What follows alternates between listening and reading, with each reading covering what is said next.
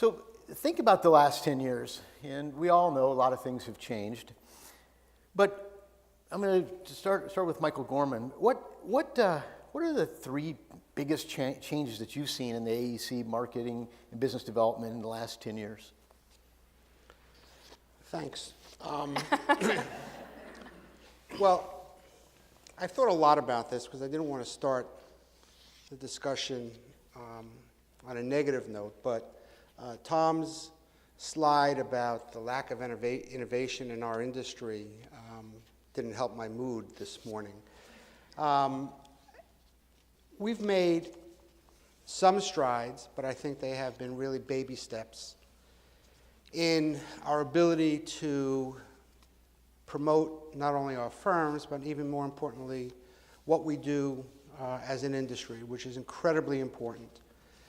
And so let me give two views of that. The first is the negative view. I mean, over the last number of years, we have, our fees have been reduced, we've given away services, we have commoditized the profession of architecture, engineering, and construction. So that's not a good sign. On the other hand, I think we are starting to really understand the impact we can have on promoting our firms and our brand and the importance of what we do. I see us becoming more professional in our approach. I see us promoting more about what we know than what we do. And I think that also the fact that we are here at this event 10 years later is testament to the passion that we all have to continue to grow and to improve and to share ideas so that we all kind of move forward. And I think there's tremendous opportunity and tremendous change and challenge over the next 10 years. Thank you. Lauren, what do you think how marketing and BD roles have changed in the last 10 years? I think that I'm sharing Michael's view. I'm a little bit pessimistic about how far the industry has come in the last 10 years. I think we're in a similar situation where we were 10 years ago, where you can find the firms where marketing is innovative and people are doing really interesting things, and then you can absolutely call a firm and the person who answers the phone at the front desk is also the director of marketing and the director of business development. And those things happen still all the time, you know? So we're living in a world where there are two different extremes happening within our industry, and that hasn't changed at all in 10 years. What was the question again? Just what do you think has changed in 10 years with marketing and BD roles? Right, and then but I do think that in the firms that I think that the number of firms that are using marketing and BD to their advantage, who are embracing them, who are doing really innovative things, the numbers of those firms is growing. And I don't think that I have the conversation as often anymore about why you should have a marketing department, why you should have a director of business development. So I feel like that shift has definitely happened. Do you see that marketing has evolved differently than BD, or are they both been kind of mashed together still? I see them pretty concurrently, because I think that if you're doing it right, one should raise the other within your organization and within your industry. I don't know, do you feel the same way about that? Yes, I think one of the things, and kind of repeating what you and Michael had said, is that I feel that we're still in a lot of ways in a reactive mode. You know, a lot of firms, I think what's changing is the clients are getting more demanding, and the clients are expecting more. And I think firms are still in the point of view that they're reacting to what the clients are instead of taking the lead. Mm-hmm. And I think that impacts the way a lot of firms do marketing and business development, unfortunately. Right. And one of the other things we were talking about the other day is that I feel like 10 years ago we were having a lot of conversations about the value of design, how to communicate the value of design, and we live in a society now where the value of design is just recognized by a wider swath of Americans. We don't have to communicate why it's good to have good design anymore, but what we're being asked to communicate now is how valuable is the design. Prove to me what this design is going to get me on the other end, and measure it and show me that data, and no smoke and mirrors and no bullshit. And we really want to know how the design is going to affect our business or drive other factors. So I think the rise of data is something that's changed a lot in the last 10 years. Yeah, we were talking a little bit this morning about how technology has changed so much in the last 10 years, and how when you walk into an interview or you walk to some place, how the client knows more about you than you could possibly ever tell them already. Right. And that their ways of finding out are more sophisticated than our ways of telling them. Right. Absolutely. Michelle, do you want to add to this at all?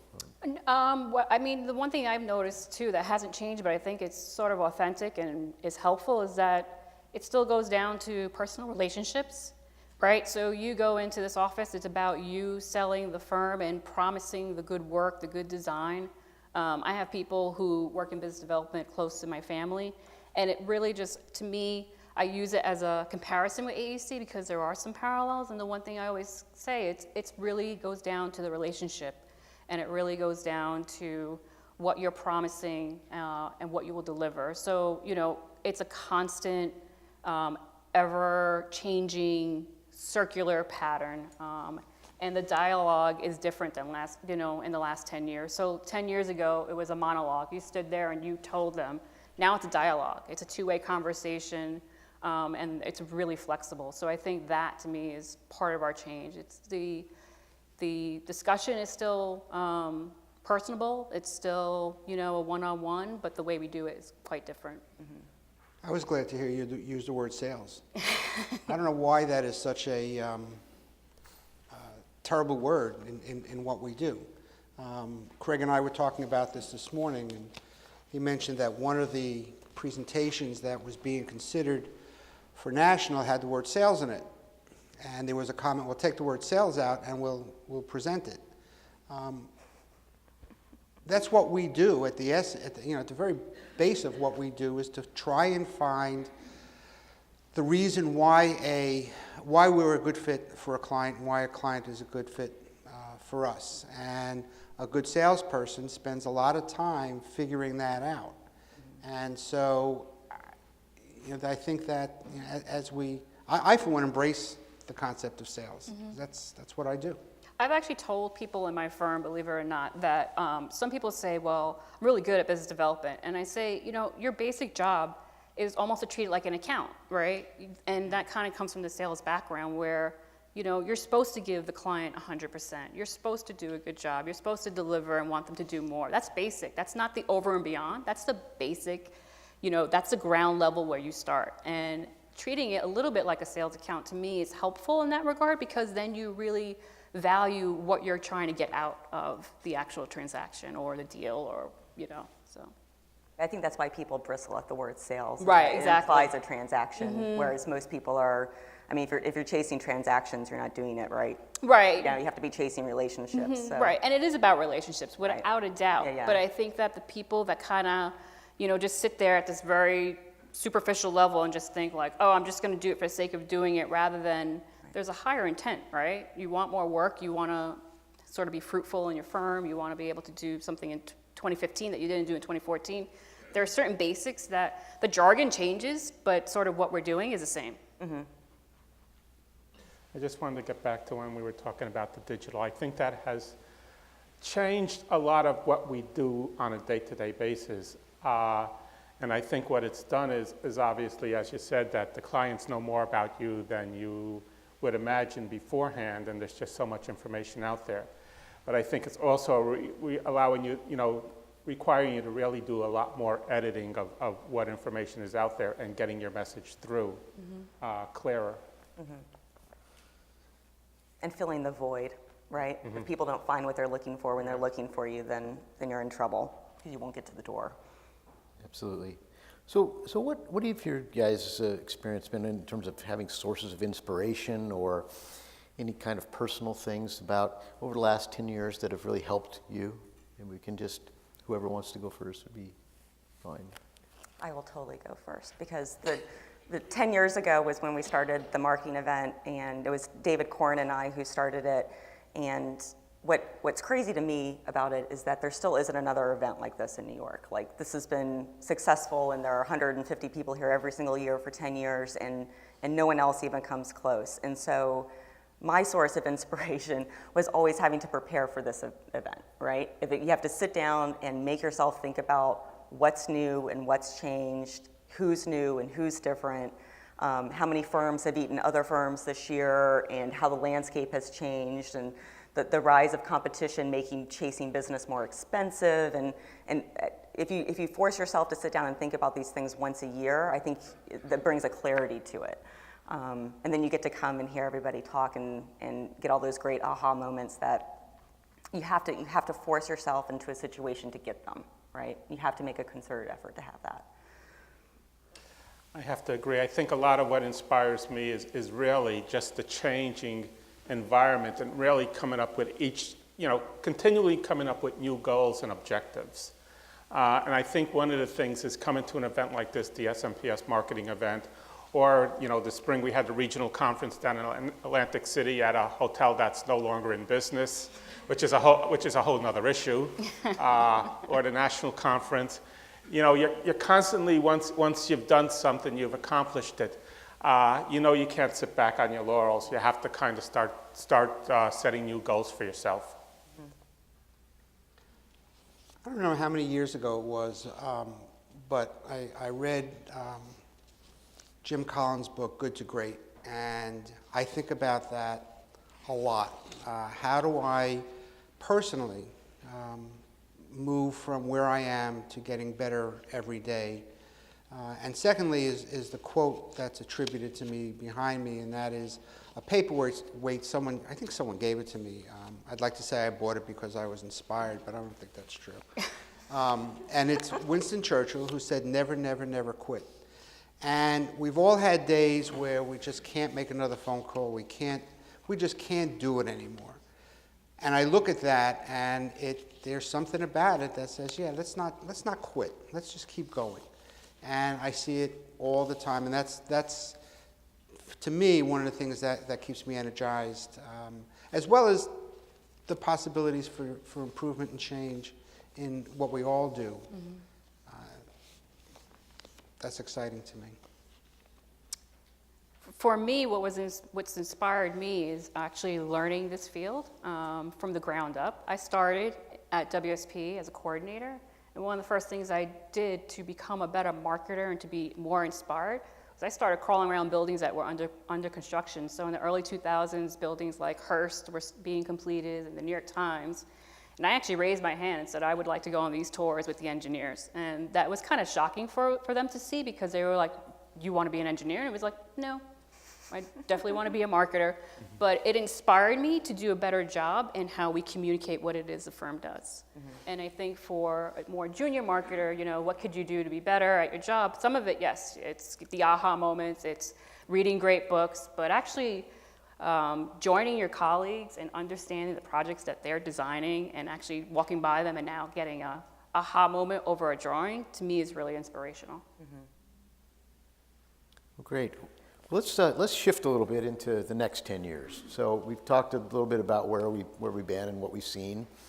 So in the next 10 years, let's stick with you, Michelle. What are some cutting edge initiatives or marketing initiatives that you're implementing in your firm, and will people share amongst each other?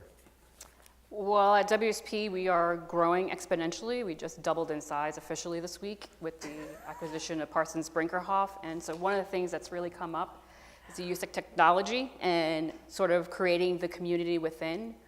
Brand becomes really important when you go from 17,000 to 31,500 offices, 39 countries, and 5 continents. So the idea of leveraging brand, because the brand is what people tell you, but actually protecting it inside and actually leveraging that becomes really, really important. So I think that you're going to see more systems of record for marketing and for marketing usage, especially at the larger firms. I think at the smaller firms, they'll be really successful. They will be the ones who will really use technology, and the bigger firms will be the ones that follow it because it'll be easier to implement. But I think that'll be sort of how we connect in the future, is really figuring out how do we keep that dialogue going, because while you're home in New York City, people are up in Australia doing marketing, and how do you do that? How do you connect, you know? So it's gonna be a real challenge, but I think the system of record for marketing is gonna be really, really important, probably now and into the future. Anybody else have thoughts on that? I think that maintaining the brand is going to be a different endeavor than it was 10 years ago. I think that now that we live in a communication age where even when people leave firms, they never really leave firms, right? You can always find the person who was there before, and they still have something to say and a platform to say it on. Now your brand doesn't really, do you get to hold it as tightly? I don't think so. Like, I think that other people are kind of determining your brand for you, and even worse, communicating it for you on the internets, right? So I think that there's an intermediate step that has to happen there where you have to get more real about what your brand is. You have to be more clear from top to the absolute, you know, to every level of the organization what your brand is. And if it's smoke and mirrors, you know, it's not going, if it's not authentic, then it's not going to last, because inauthentic things just don't last on the internet. Absolutely. Like, they die the quickest kind of death. Right. So I mean, so for us, as we were growing, sometimes it was really transparent internally what the brand was, but it wasn't so transparent on the outside. And so that's one of the things that I think bigger companies do struggle with, is making sure that on the exterior, what our clients and what our future employees see is the same thing you're seeing internally, because when you're in the minutia, you just kind of like, you lose it, right? So. And how great would it have been to acquire a firm like in the 60s, right, where you could like acquire the firm and then everyone got to sit in a room and quietly decide what it was going to look like to the outside world, and then time it and bring it out and pitch it, and that is, those days are just gone. That's where technology becomes really important, because we don't have that luxury of time. We have to get up to speed pretty quickly and say, this is what we're doing. Or saying it first. You never get to say it first Exactly. anymore. You can't say it second. And so I actually just dealt with an M&A transaction yesterday, and day one communications could not be more important. That first step, you can never do again. Right. A small healthcare and sci-tech firm joined WSP yesterday, and we spent months on the marketing and communication program, and it was really critical and important. But at the end of the day, the firm that joined the WSP group was really happy. They felt like we were experts, and really, because it's so new, it was the first time we were doing it. But the fact that they thought it was going so smoothly and that we did this before was really, really positive. But that is really the wave of the future, is that first impression and making sure that you're sort of covering all of those aspects quickly. By the way, I don't think just large firms struggle with brand. Of course not. I think it's every firm. Absolutely. But I think if in a smaller firm, the brand and the principles are probably much more closely aligned, because, you know, that's what people know about the firm, is usually who the principal is. So, you know, a lot of times in large firms, and part of what we're going through now is really issues about transition. And as you transition in a small or medium-sized firms, it's really important to think about how you transition the brand from one to another. And I think the story of Ennyad is probably a pretty good, successful example, case study of a firm that was able to kind of do that. You know, at first I think there was a lot of skepticism, you know, how well it was going to work, but you know, it's proven over time that it has been working. And I just wanted to go back to what Lauren was saying about the 1960s. A couple of months ago, You remember the 1960s? No, as a kid. But I purchased the book. There's a book, The CRS Team and the Business of Architecture, which I don't know how many people are familiar with who CRS is. But they're basically one of the most, at the time, you know, one of the firms that really shaped the way the modern architectural practice has been done. And it basically takes it from 1946, when the firm was started, through, they became the largest architectural firm in the country, became one of the largest CM firms in the world, went public, and basically ended up being brought out as, you know, during the early 1990s. But a lot of these issues, it's interesting, because a lot of the things we think we're doing for the first time, you read the book and you realize that, you know, maybe the technology is new, but a lot of these issues are really the same. What do you think, Michael? We'll stick with you for a second. How will the role of marketing professionals, how is that going to evolve within firms in the next 10 years? Do you see, and something I deeply hope about, is that firms become more marketing-led and marketing becomes more of a leadership role in the firm? Yes, I would say, you know, obviously what Michelle is going through, and you know, once you know, particularly larger firms, but smaller firms too, your success is really on and how well you do marketing, and it's not just the marketing department. I know one of the things Gensler once said is somebody asked him, "How big is your marketing department?" And he said, "It's my whole firm." You know, it's really understanding how to integrate marketing into the whole operations of a business. And I think as the time goes forward, there's going to be more and more of a demand for marketing expertise and marketing perspective into the whole leadership climate of firms. So I think it's going to become more important, and I think you're going to see more C-level, C-suite marketers in firms of all sizes. Anybody want to piggyback on that? Well, I absolutely agree. I think that's my number one thought about the firms that are going to be successful over the next 10, 20 years are the ones that don't look at marketing as a department, but look at it as an absolutely vital, critical, and integral part of what they do. And I know that SMPS is talking more about marketing as change leaders, but I absolutely agree with Michael that it's, for every decision to be put through a marketing filter, I think those firms that do that are the ones that are going to really succeed over the next number of years, because it is that vital to the success of not only the industry, but every individual firm. Yeah, and I liked what you said about keepers of the aspirational flame being marketing people. I think that's where we're going to see marketing get more involved in operations and more involved in just the process of bubbling up the good ideas through the leadership of the firm or through the firm in general, leading the communications that are going to actually make a brand out of your firm.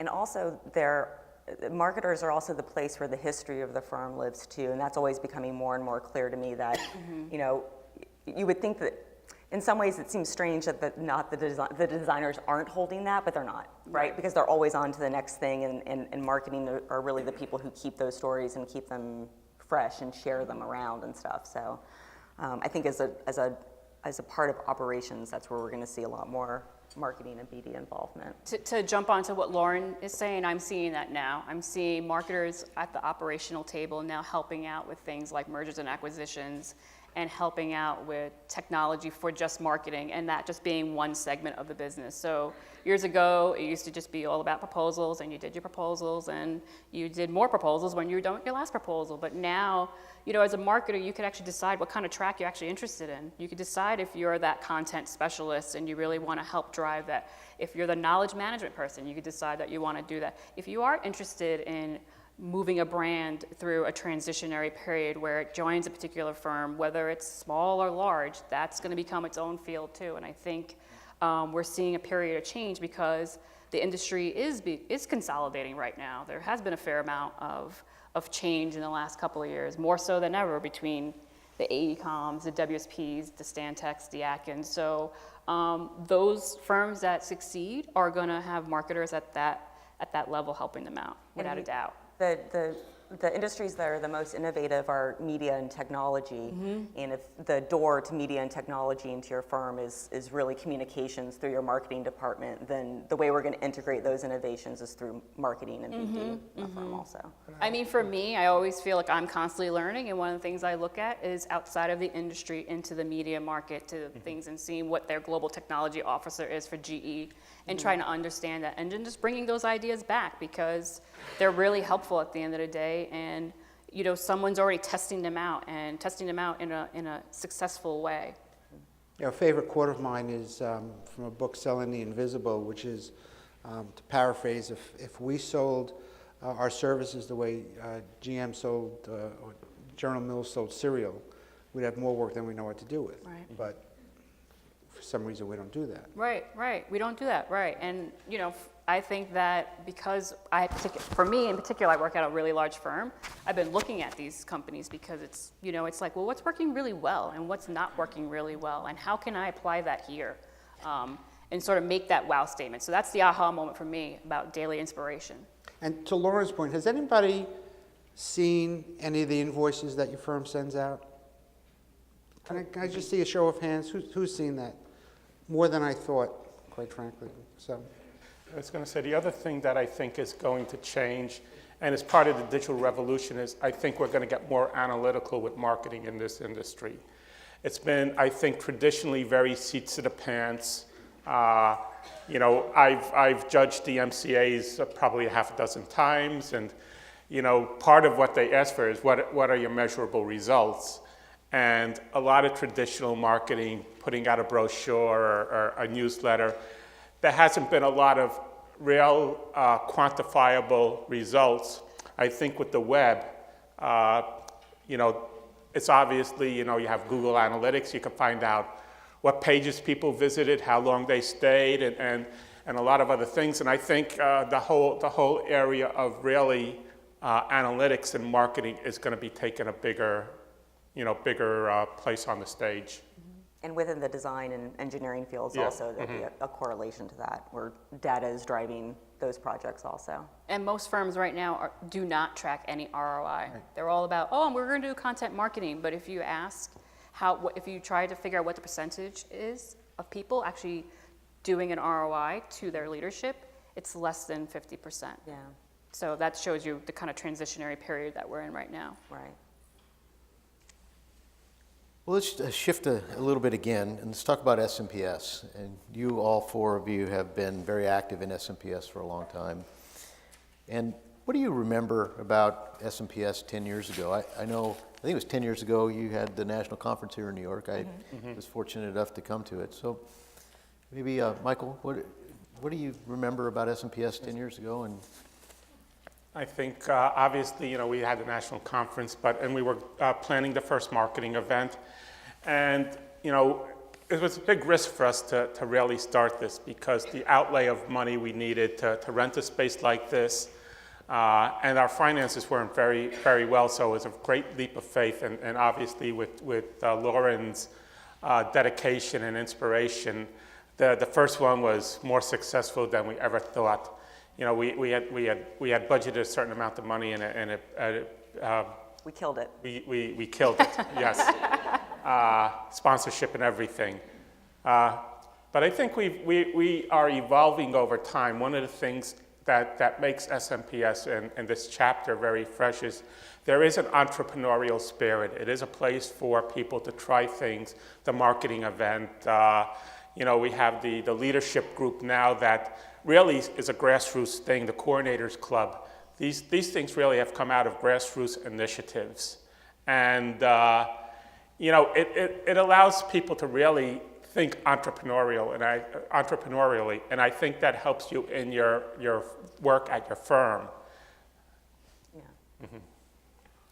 Michael Gorman, what do you, how would you address challenges and opportunities over the last 10 years, or when you were an SMPS leader? How did you deal with things that came up, and what do you see for the future of SMPS? Well, I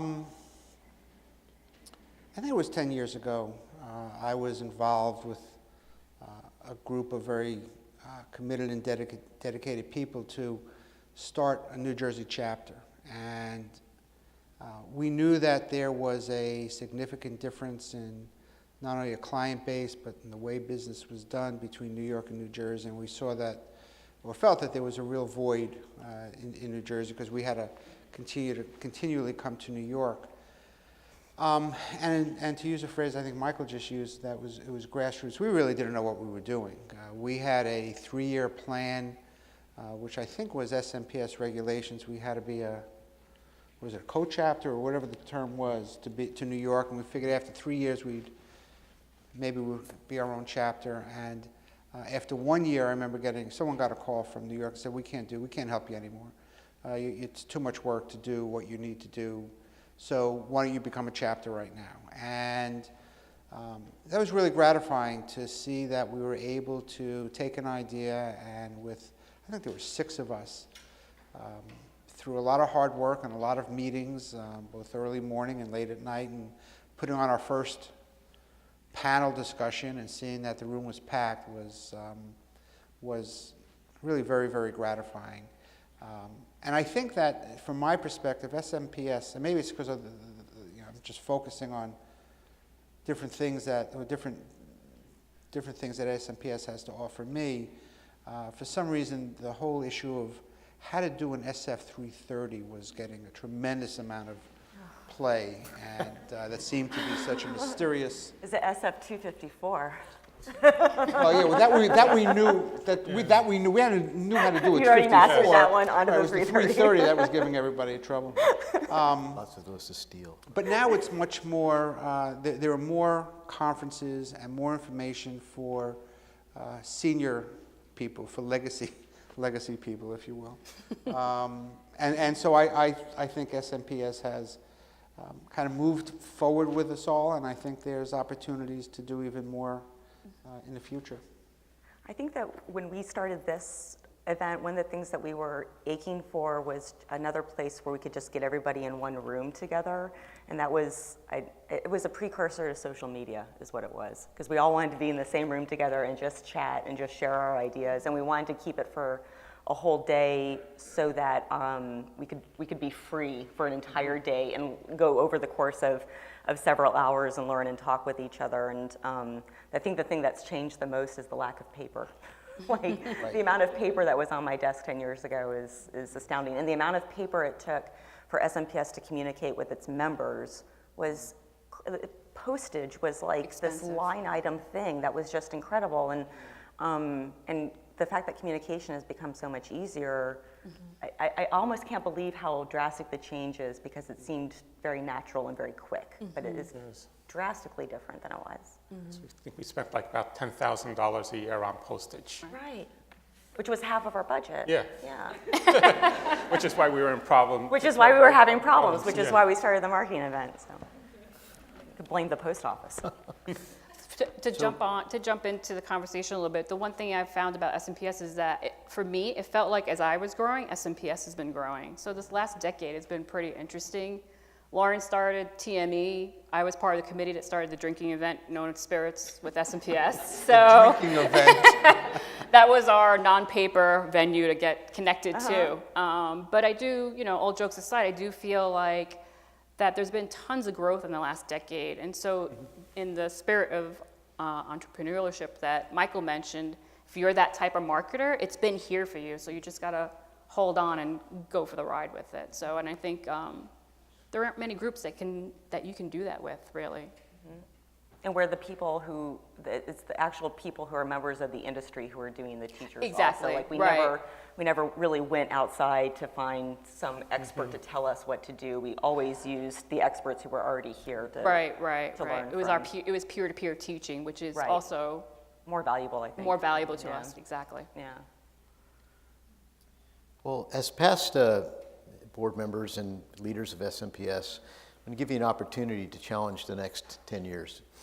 And I know there's a lot of the newer board members are sitting out there today. So what would you like to see the New York chapter accomplish in the next 10 years? Let's start with you, Lauren. Oh. I think, Michael, what do you think? You know what? I think the one thing we've always struggled is with this divide between marketers and principals and technical people. And I like to see SMPS, New York, but nationally, become more of a resource for the whole industry. We say we are, but there's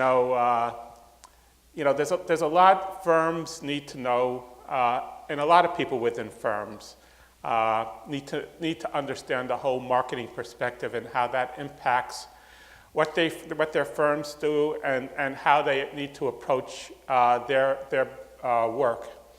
So I think that's one of the things that I think we could probably work on a little bit more, is really that area of connecting with principals, connecting with other leaders within the firms, and kind of connecting the marketing and intertwining it with operations. Anybody else? Good answer.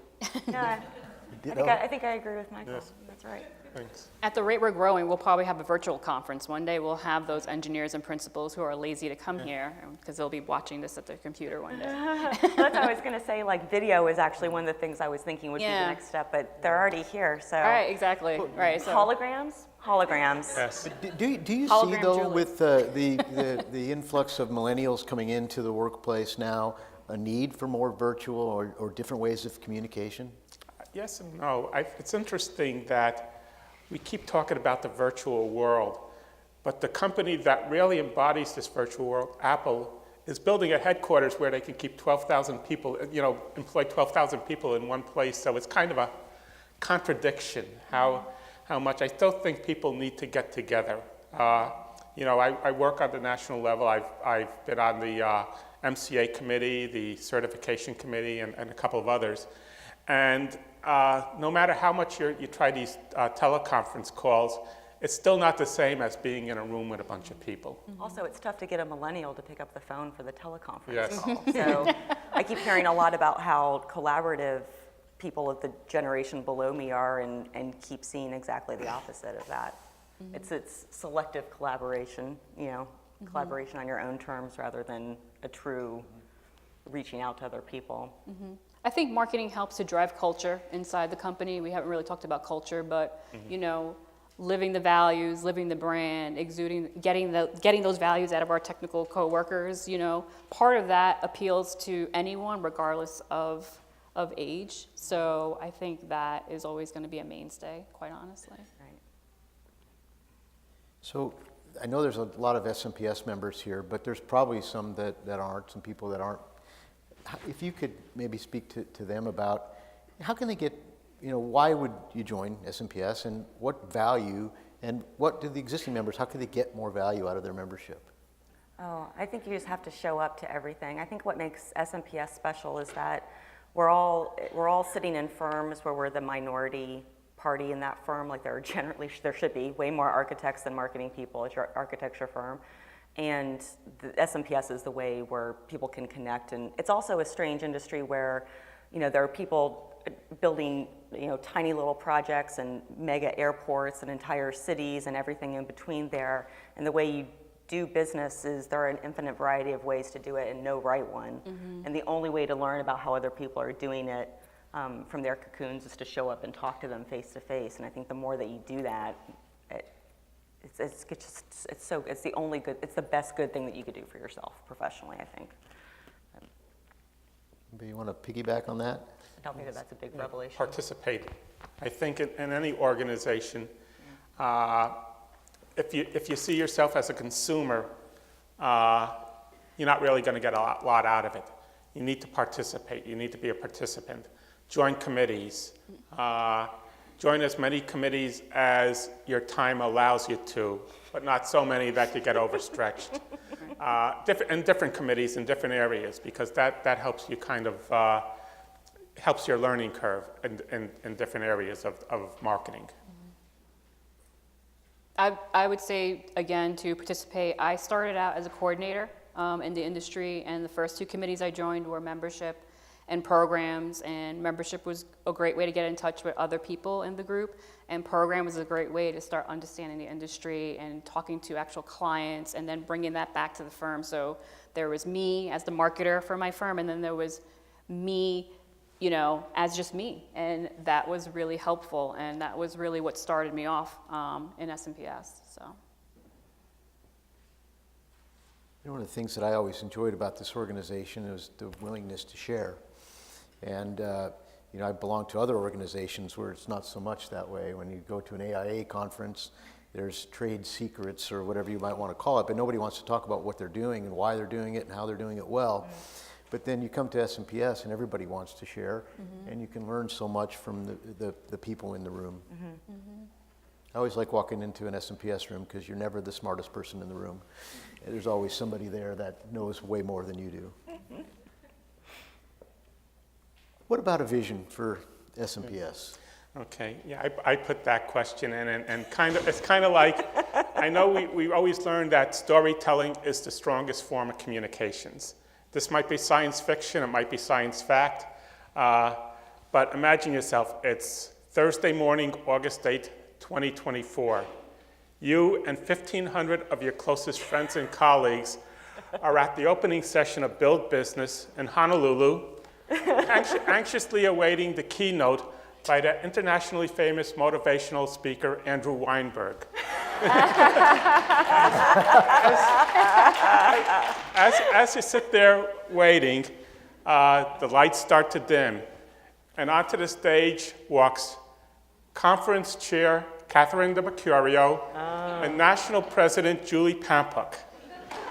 And in her opening remarks, Julie remarks that for the first time ever, every member of the national board and every member of the foundation board is a C-level equity-owning member of an ENR 500 firm. Nice. Of course, at the time, there's probably only going to be 400 firms left, so it'll be pretty easy to get into 400 it. or 4? Or 4, yeah. 400 firms. There might be only 4 firms left.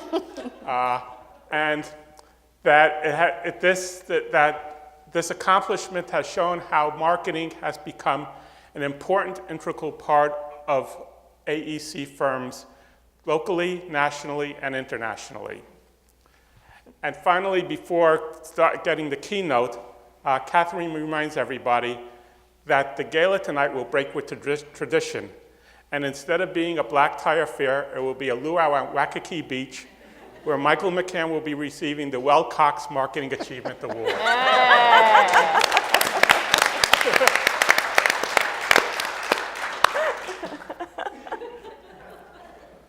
Well, I'm going to be there. It's an exciting vision, and thank you for sharing Start budgeting now.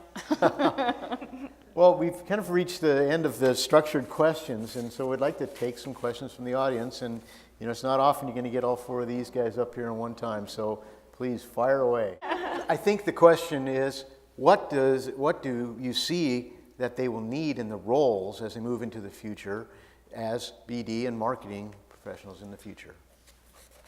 Well, I think that I have seen the roles being filled by not just administrative assistants, which is kind of traditionally how the role was filled, but people who are educated in sales, who maybe have an education in the profession that we do business development in, that we understand the operational side of what our firms do, that it's not just, okay, well, we'll do this and you do that, that we really bring that kind of understanding to the fore, that we do have research at our fingertips to say, if we do this, here's the return that we're going to get, and here's why we should do that.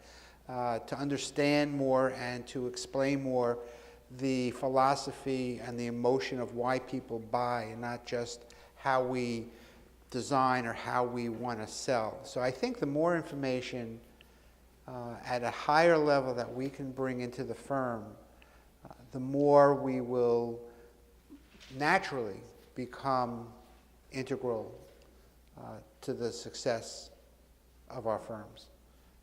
And it's a struggle to do that, but you have to keep trying, and you have to keep talking, and you have to keep pushing, and eventually that will change.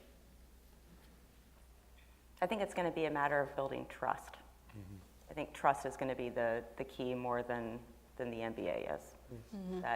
And I also think that there has to be a certain amount of, marketing is not, it's a series of experiments, right? And you try something and you record how it goes, and then you change it a little bit and you try something else. And I think that you have to be honest with the leaders in your firms that that's the way that things work. Mm-hmm. And it's not about saying, we should do what I say. It's about saying, we have these options. You could do this and we might get this. You could do this and you could do that. And let's work together to figure out what the next step is, what we should do going forward. And I think it's a matter of building that trust relationship with the leaders. I do though think that probably you don't need to get an MBA or a law degree, but an understanding of finance and an understanding of legal issues, contractual issues, is probably very important because a lot of the time principals use is really involved with those kind of issues. And if you're pursuing your MFA, you go through those. So that's still using more of the right side than the left side, and then hitting what you're talking about in terms of legal and contractual. Yes. Could I jump on that? Because one thing to note, so yes, WSP is really large, but they are analyzing brand all the time. So just because we did make an intent to acquire PB does not mean we're going to throw out a 125-year-old brand. One of the things I was actually talking to a person at PB was about, you're probably going to see the involvement of a whole branding team who's constantly analyzing the organization as it exists at that time. So, it's really easy to just slap two logos together, but, when you have the same set of values and cultures, you're going to want to put the best sort of message out there, and I don't think it's just like WSP plus PB, So in our instance, we actually hired a consultant to start looking at it as part of the integration. Because you're not going to throw something that's 125 years old out, and you're not going to throw something that's 70 years old out, but you're really going to come up with the best suite, right? And again, I use my inspiration from outside of the industry. I look at companies like Nestle, where Nestle is this big brand and it's really popular, but underneath it are all these really powerful brands underneath it, and they're all connected and they work together. And people kind of outside of the, outside of the people who buy it, our consumers, they know how they work. And I think that would be a somewhat successful model to follow for AEC, is not this just like, I know AECOM bought URS and URS lost their name, and I think that was kind of quick, and I do respect their decision, but I also want to respect the decision of, let's look at the two brands and what they mean and what they exude, and let's come up with the best solution for that. So I think the answer is no. I don't think you ever get to that point where the brand is more important than the relationships. I think the brand gets you to the door. I thought somebody was going to ask for $250 for this answer. So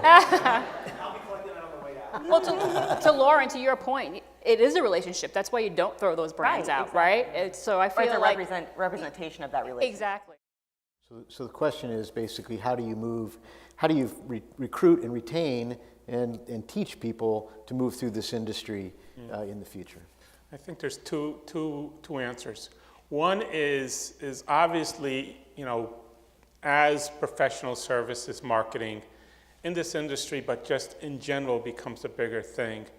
I know SMPS National has talked about doing curriculums to have a relationship now with the University of Maryland, and there's been other courses. So I think obviously SMPS in itself is a resource, and that's one reason that this organization exists in the first place. But I think also, there's been a push to gradually get this into college curriculums. And I think on the other side, I'm trained as an architect, and there's a lot of talk within the architectural educational field about how, the future training and development of architects and engineers. And this is an area that they talk about, besides design and engineering and the traditional fields, things like ethics and marketing and business. How will that be integrated into the education of professionals going forward? And I think that's something that the deans of schools of architecture and the like are really looking at seriously going forward.